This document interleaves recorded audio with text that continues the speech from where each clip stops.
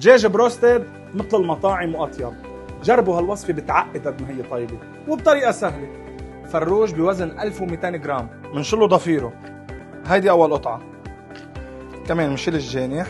2 3 4 5 6 7 8 قطع. وهلا صار الوقت لحتى احط لهم معلقه كربونات.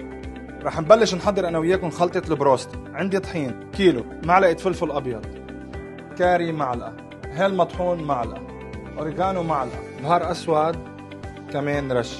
واكيد بدي اقول لكم شغله، كل البهارات انا بستعملها دارنا. بنحط معلقتين من الملح الناعم وهلا بنخلطهم مع بعض. هيدي خلطه البهارات والطحين البروستد صار جاهز. وهلا بعد ما غسلناهم من الكربونات ومنصفيهم، وهلا صار الوقت لحتى نلط بالطحين. وهيدي اخر قطعه، صاروا جاهزين عندنا. بعد ما حطيناهم بالزيتات بنخلي الزيت، خلي الحراره مرتفعه على حراره 300 درجه. شفتوا هاللون اللي اخذناه؟ هلا صار الوقت لحتى ننوس النار ونغطي الطنجره.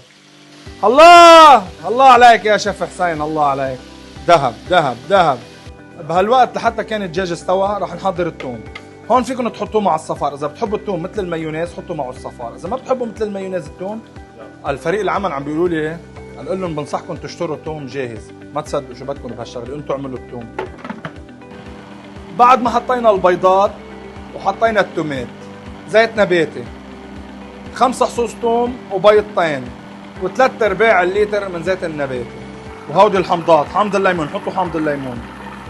بدكم تتفرجوا كيف صاروا، تعالوا شوفوا. بعد 15 دقيقة هيدا الدجاج البروستد اخذ هيدا اللون.